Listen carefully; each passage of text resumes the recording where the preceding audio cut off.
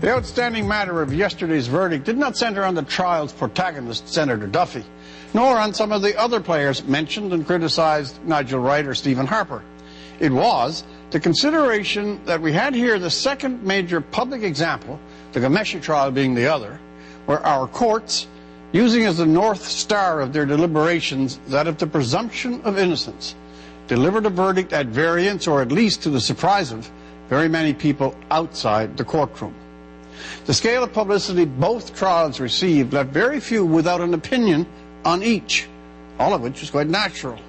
But that also led to the expectation, or even the presumption, that the verdict was more or less a settled thing, and that what so many people saw as outrageous and demonstrably wrong behavior would sink both defendants. Yesterday's verdict was a blazing reminder that how matters are determined in a courtroom, the testing of opinions and facts under oath, and the burden of the Crown in establishing guilt beyond a reasonable doubt, this latter being the legal extension of the presumption of innocence, is quite a separate matter than how we in public, in coffee shops, over the dinner table, in conversation or chatter at a bar, how we make our determinations.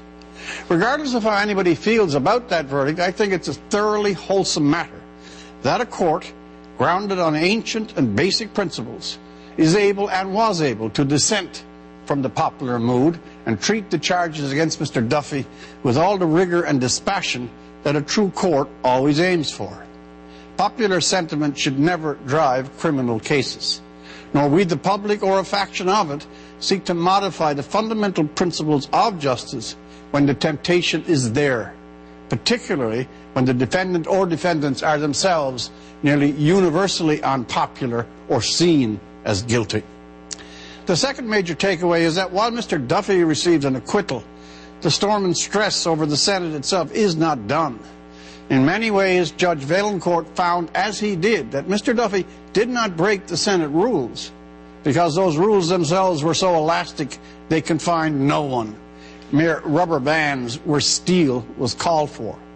Further, that the practices and oversight of the Senate are slack to non-existent, that it is a club which guards itself against accountability and keeps itself at an abhorrent distance from anything like a sense of personal ethics and personal honor in some of its members. In fact, the acquittal of Mr. Duffy and the reaction to that acquittal may provide the necessary energy for the Senate to take one last good hard look at itself and make a wholesale attempt to refashion its standards of accountability and take the many steps necessary to rescue itself from the deplorable position it now holds in the negative esteem of the Canadian public. For The National, I'm Rex Murphy.